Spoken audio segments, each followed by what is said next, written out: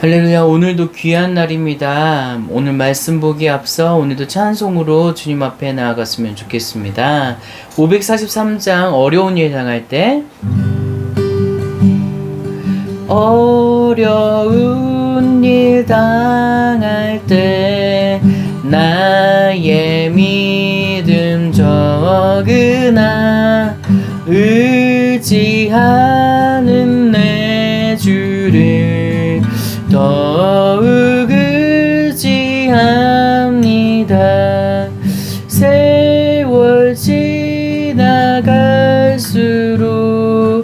의지할 것뿐일세. 무슨 일을 당해도 예수 의지합니다. 아멘. 아멘. 항상 주님을 의지하는 그런 일이 일어났으면 좋겠습니다. 오늘 말씀을 보기 원하는데요. 오늘 말씀 죽음 같은 절망에서 필요한 참된 위로자라는 제목으로 말씀을 나눠보았으면 좋겠습니다. 욥기 17장 6절에서 16절까지의 말씀입니다. 다 같이 한번 읽어보도록 하겠습니다. 6절 말씀입니다. 그분이 나를 사람들의 웃음거리로 삼으셨으니 사람들이 내 얼굴에 침을 뱉습니다. 내 눈이 슬픔으로 침침해지고 내 몸의 모든 지체들은 그림자 같구나.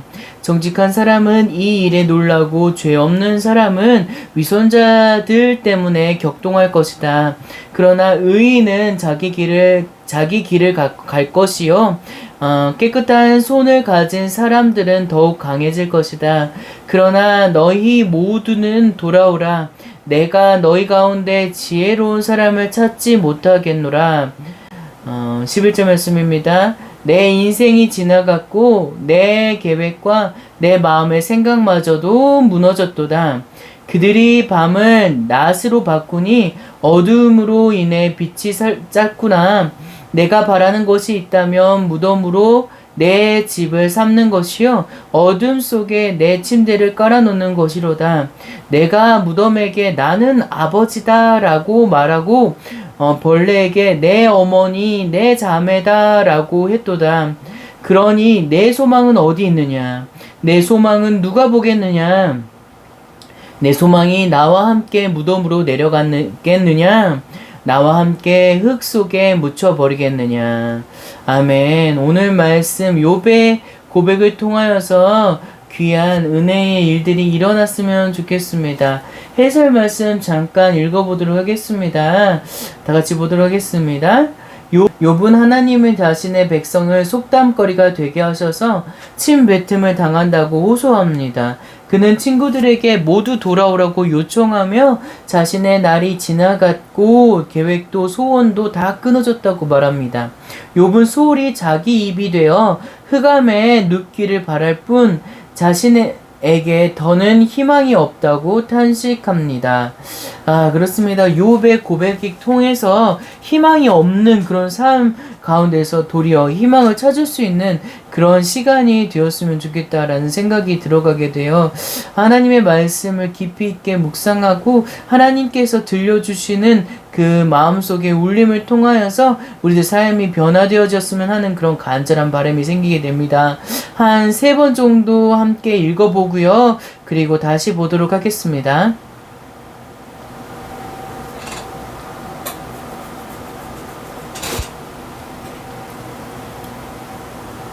오늘 말씀 잘 읽어보셨나요? 오늘 말씀을 통해서 또 하나님의 주시는 그 은혜를 또 맛보아 알 수 있는 그런 일들이 일어났으면 좋겠습니다. 저 또한 오늘 말씀을 통해서 고민이 되고 염려가 되기도 했습니다. 왜냐하면 그 욥이 들려주는 말이 저에게 고통스러운 말로 또 들리기도 했거든요. 하지만 이곳을 통한 이 말씀, 욥의 고백을 통하여서도 하나님께서 주시는 희망의 언어가 저의 마음속에 들려오는 듯 했습니다. 그 들려오는 그 마음을 여러분들과 지금 나눠보고자 합니다. 오늘 말씀을 천천히 읽어보면서 말씀을 나눠보았으면 좋겠는데요. 예, 제가 6절 말씀을 읽었습니다. 그분이 나를 사람들의 웃음거리로 삼으셨으니 사람들이 내 얼굴에 침을 뱉습니다. 여기서 주요한 것은 사람들이 내 얼굴에 침을 뱉습니다. 라는 그런 말입니다. 그리고 침을 뱉을 뿐만 아니라, 조금 더 어려운 상황이, 다가옵니다.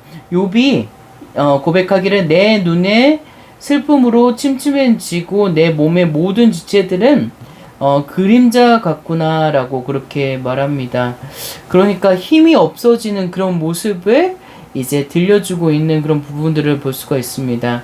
침을 뱉을 뿐만 아니라 눈조차 희어지는, 눈조차 보지 못하는 그런 상황 가운데 놓이게 되었던 것이지요. 저는 이 눈이 보이지 않고 그리고 모든 몸의 육체들이 그림자처럼 생각되어지는 그 모습을 보면서 참 예수님이 떠올랐습니다. 예수님 어떤 분이신가요? 우리에게 예수님은 어떤 분이신가요? 저에게 예수님은 치료하시는 분이십니다. 그래서 제 삶 가운데서도 치료해 주시는 것들 좀 경험했던 적도 여러 번 있었습니다. 예수 그리스도께서 그러면 어떻게 치유해 주시는 건가요? 그래요. 그의 말씀 속에서도 치유해 주신 부분도 있고요. 그리고 또 삶 가운데서도 치료해 주시는 부분도 있었습니다. 여기에서 물론 다 이야기는 할 수 없지만 먼저 말씀을 통해서 하나님께서 어떻게 치유해 주시는지 먼저 살펴보고 그리고 욥의 이야기로 다시금 돌아갔으면 하는 바람이 생기게 됩니다. 예수님께서 눈을 보지 못하는 맹인된 사람을 보게 되었습니다. 그래하여서 맹인을 고쳐주신 그런 적도 있었거든요. 맹인을 고쳐주실 때 제자들 사이에 있으면서 이런 토론이 오고 갔습니다. 랍비가 이르되 맹인으로 난 것이 이게 나면서부터냐 아니면 부모에서 유전받아서 된 거냐라는 그런 이런 열띤 토론이 일어나게 되었습니다. 그런 가운데에서 예수님께서는 이렇게 말씀하십니다. 어떻게 말씀하시냐 하면 하나님께서 하시는 일을 나타내고자 하심이다 라고 그렇게 예수님께서는 말씀하시고요. 그러면서 이렇게 말씀하십니다. 어떻게 말씀하시냐? 내가 세상에 있을 동안에는 세상의 빛이로다 라고 말씀하시게 됩니다. 이 빛이신 예수 그리스도께서 우리들에게 빛을 비추어 주시고 또 못 보는 사람에게 볼 수 있도록 만들어 주시는 그런 기적을 행하여 주시는 그런 놀라운 능력을 우리들에게 보여주십니다. 그러면서 이 말씀을 하시고서 내가 세상의 빛이다 라는 그 말씀을 하시면서 땅에 침을 뱉어가지고 흙을 이겨가지고 눈에 발랐을 때 어떻게 됐냐면 그 맹인이 보게 되는 그런 역사함이 일어나게 되었습니다. 여기서 보았을 때 눈이 보게 되었다라는 사실을 중요하게 생각해 볼 수가 있습니다. 욥의 상황은 어떤가요? 욥은 반대로 눈이 침침해지고 그리고 몸의 지체가 그림자처럼 이제 생각되어지는 그런 상황이었습니다. 그래서 죽음이 다가오는 그런 상황까지 경험하게 되었습니다. 하지만 예수님은 어떠신 분이신가요? 예수님은 그러한 눈이 보지 못하는 사람 그리고 희망이 없는 사람에게 희망이 되어주는 그런 놀라운 일을 이루신 분이라는 사실을 우리가 기억할 수 있는 것이지요. 그것을 보았을 때 저는 한 분이 떠올랐습니다. 그분은 바로 제 아내예요. 제 아내가 정말 어렸을 때부터 피아노를 잘 쳤습니다. 그래가지고 나중에 이제 피아노를 통하여서 조금 유명한 사람이 되어서 음악가로 되기를 바랬습니다. 하지만 안타깝게도 어렸을 적에 그 희망을 놓아버려야 하는 그런 상황이 발생하게 되었습니다. 그래가지고 장모님은 모든 것을 내려놓고 음악을 하지 못하는구나 라고 생각하고 이제 포기하고 있었습니다. 하지만 그럴 때쯤에 한 사람을 만나게 됩니다. 중학교 선생님을 만나게 되는데, 그 선생님은 제 아내에게 와서 이렇게 말했습니다. 바이올린 조금 제 아내가 좀 킬 줄 알거든요. 바이올린 좀 킬 줄 아니까 바이올린도 좀 켜보고 그리고 비올라를 전공해 보는 건 어떻겠냐라고 그렇게 물어보게 되었고, 이제 제안을 하게 되었죠. 그럼으로 인해서 이제 그 제안하는 소리를 그냥 흘려 넘기는 것이 아니라 그거를 진심으로 받아들여져서 나중에는 그것을 통하여서 음악의 길로 들어서게 되는 그런 놀라운 일이 일어나게 되었습니다. 저는 이런 말을 했을 때, 그런 이제 자신의 고백을 했을 때, 제 아내의 고백을 했을 때, 저는 좀 여러 가지가 생각이 들더라고요. 한 가지는 뭐냐면, 인생이, 그러니까, 제 아내가 포기할 때쯤에 하나님께서 역사하신다라는 그런 생각이 좀 들더라고요. 그래서 이 욥이 이렇게 말하잖아요. 11절에 말씀이면 내 인생이 지나갔고 내 계획과 내 마음의 생각마저도 부서졌도다. 그러니까 계획을 세우고 마음의 생각도 이제 딱 확고하게 세울 때쯤, 그때쯤에 고난이 찾아와서 모든 상황이 와르르 무너지는 그런 상황으로 낳게 되는 그런 일들이 욥에게 일어났잖아요. 그런 상황 가운데에서 하나님께서 일하시는 그 모습을 지금 저는 떠오르게 되었습니다. 그건 마치 우리가 아무것도 보지 못할 때에, 마치 그 맹인처럼 아무것도 할 수 없을 만한 때에 하나님께서 역사하시고 하나님께서 일하시는구나라는 그런 생각이 들었습니다. 저 또한 그런 적이 있었거든요. 저도 이제 이 교통사고를 당한 적이 있었는데, 그 교통사고를 당했을 때에 희망을 잃어버리게 됐어요. 나 아무것도 못하는구나 라고 생각할 때가 있었습니다. 그때에 하나님께서 찾아오시고 예수님께서 나에게 희망을 주시더라고요. 그래서 다시 살아나게끔 만들어주시는 것을 저 또한 보게 되었습니다. 사실 저는 욥을 통해서 이것을 생각하게 되었습니다. 절망을 보게 되었습니다. 하지만 욥의 절망이 다시금 예수님을 보게 하는 희망이 될 수 있었다 라는 생각이 들었습니다. 그렇습니다. 보지 못할 때 있잖아요. 내가 보지 못할 때 하나님께서 일하시구나 라는 그런 마음이 들면서, 하나님, 제가 보지 못할 때 있습니다. 제가 하루하루 살아갈 때 아무것도 보지 못할 그런 상황이 놓일 때가 한두 번이 아닙니다. 그렇지만 그런 상황 가운데서 주님을 볼 수 있도록 주여 역사하여 주시옵소서 라고 그렇게 기도하게 되었습니다. 그러면서 저는 다시금 다음 구절을 좀 주의 깊게 보게 되었습니다. 그것은 바로 12절 말씀입니다. 앞에도 또 말씀이 있었긴 했지만 12절 말씀에 이런 말씀이 있습니다. 그들의 밤을 낮으로 바꾸니 어둠으로 인해 빛이 짧구나.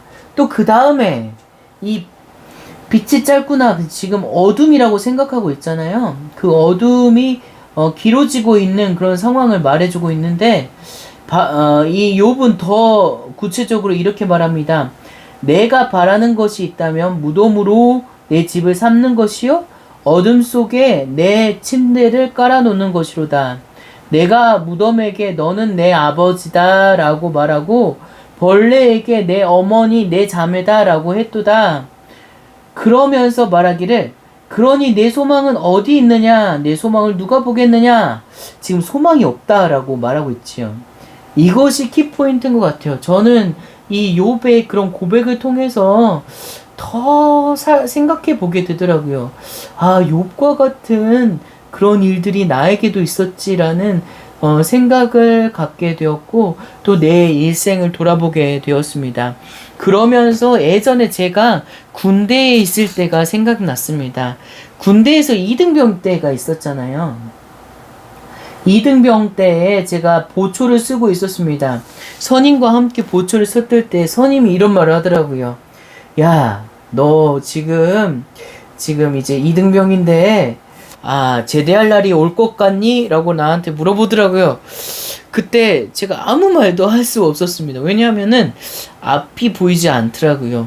앞이 깜깜하더라고요. 그 앞에 보초를 쓰면서 앞을 보는데 어두컴컴하더라고요. 물론 가로등이 이제 비추고 있었긴 했지만 어두컴컴한 이제 그 방만, 그 곳만 이렇게 주시하여 볼 수밖에 없더라고요. 그러면서 이러한 상황이 나의 상황과도 비슷하다라는 생각이 들었습니다. 내 소망이 있나? 나에게 소망이 있나? 앞으로 내가 제대할 날이 다가올까? 라는 그런 생각을 가지게 되었습니다. 그렇지만 나중에 이제 시간이 지나니까 어떻냐 하면, 시간이 지나고 2년째 되니까, 저도 병장을 달고 제대할 날이 오게 되더라고요. 시간이 지나니까 병장이 되고 제대가 되더라고요. 하나님께서 저에게 제대를 허락해 주시고 또 사회로 나올 수 있도록 만들어 주시더라고요. 저는 그것이 카이로스처럼 느껴졌습니다. 하나님의 시간처럼 느껴졌습니다. 마치 사람의 시간은 앞이 보이지 않아 막막하지만 하나님께서는 그 카이로스를 예비해 두고 계시다라는 그런 마음이 들게 되었습니다. 예수님도 그랬잖아요. 예수님께서 십자가에 달려 죽으셨을 때 인간의 마음으로 어떤 마음이 들까요? 그래요. 앞이 보이지 않고 막막한 상황입니다. 하지만 하나님의 시간으로, 하나님의 생각으로 예수님을 바라봤을 때 제 3일째 되던 날 예수님께서 다시 살아나게 되는 그런 역사가 일어났다는 것을 우리가 볼 수 있습니다. 그렇습니다. 제가 포기하고 싶고, 제가 암담하게 생각했을 때 그때가 기회다. 하나님께서 그때 일하신다. 라는 그런 생각이 들었습니다. 사실 저 또한 그런 마음도 들 때가 너무나도 많습니다. 욥이 생각하는 거 있잖아요. 무덤 생각하고, 내가 바라는 것은 무덤을 삼는 것이요 어두움에 들어갑니다. 지금 이 무덤에 들어가면은 어두움밖에 보이지 않잖아요. 그 어두운 공간 안에서 아무것도 보이지 않고 그 무덤에게 아버지다, 그리고 벌레, 그러니까 이제 무덤에 들어가게 되면 몸이 썩게 되잖아요. 몸이 썩으면 또 벌레가 나타나가지고 이렇게 말합니다. 내 어머니, 내 자매다 라고 그렇게 했다고 합니다. 그럴 일들이 나에게도 일어나지 않는다라는 법은 없습니다. 저에게도 그렇게 일어날 수 있는 것이지요. 그치만 그것만으로 제 인생을 말해버린다면 아무것도 아닌 것이지요. 사람의 생각, 11절 말씀처럼 사람의 생각은 정말로 부서질 수밖에 없습니다. 하지만 하나님의 생각은 소망이 있는 것이죠. 하나님의 나라를 볼 수 있다라는 생각을 저는 가지게 되었습니다. 사실 어려운 순간순간이 닥쳐오게 됩니다. 갈등이 일어나게 되잖아요. 염려가 일어나게 되고 불안하게 됩니다. 하지만 그럼에도 불구하고 저는 생각합니다. 하나님, 제 눈을 띄워주시옵소서. 제가 앞을 보기 원합니다. 정말 예수님께서 침을 진흙에 발라주셔서 내 눈에 발라주셔서 제가 보기 원합니다. 어두움만이 저에게 나타나지 않기 원합니다. 앞을 보기 원하고 주님의 빛을 보기 원합니다. 라는 그런 기도가 나오더라고요. 그리고 또 하나님, 제가 주님의 부활을 보기 원합니다. 라는 그런 마음이 생기게 되더라고요. 우리는 어떨까요? 우리들의 생각은 어떨까요? 그렇습니다. 우리는 인간입니다. 인간이기 때문에 인간의 마음은 가득 차 있습니다. 하지만 하나님께서, 예수님께서 우리들의 마음을 변화시킬 수 있으십니다. 그분은 내 삶과 동행하여 주시고 또 내 생각마저 부서질 수 있는 그런 일들이 일어나게 되고, 인간의 마음으로는 소망이 어디 있느냐라고 말할 수 있지만 그럼에도 불구하고 그 가운데서 하나님께서 일하신다라는 사실을 또 기억했으면 좋겠습니다. 제 이야기가 여기서 끝났는데요. 어떤 생각을 가졌을지 모르겠습니다. 물론 여기 그 큐티 잡지에서 나오는 해설은 저와는 조금 다를 수 있습니다. 하지만 제게 주시는 그 마음은 하나님께서 제게 주시는 것이니까요. 그 마음을 통하여서 또 내 삶이 변화되기를 간절히 바라고 소망합니다. 그리고 욥의 마음이 나의 본보기가 되어지고 앞서간 그 신앙의 선진으로 인해서 내 삶조차 변화되어지기를 간절히 바라고 소망합니다. 다 같이 두 손 모아 기도하도록 하겠습니다. 기도하겠습니다. 하나님 참 감사합니다. 정말 하나님의 그런 놀라우신 사랑에 감사합니다. 예수 그리스도를 보내주시고 아무 소망 없을 것 같았던 이 세상 가운데서 빛이 되어주시고 앞을 볼 수 있도록 주여 허락해 주심에 감사합니다. 정말 우리들의 나의 눈이 띄어져서 하나님의 그 광대하심을 볼 수 있도록 허락하여 주시옵시고 주님의 빛을 경험할 수 있도록 아버지 지켜주시옵소서. 또한 하나님 아버지 주님의 부활을 보기 원합니다. 주님의 부활을 경험함으로 인해서 이 세상이 소망이 있구나라는 사실을 기억할 수 있는 그런 일들이 아버지 일어날 수 있도록 주여 붙잡아 주시옵소서. 참 감사합니다. 예수 그리스도 이름으로 감사하며 기도드립니다. 아멘.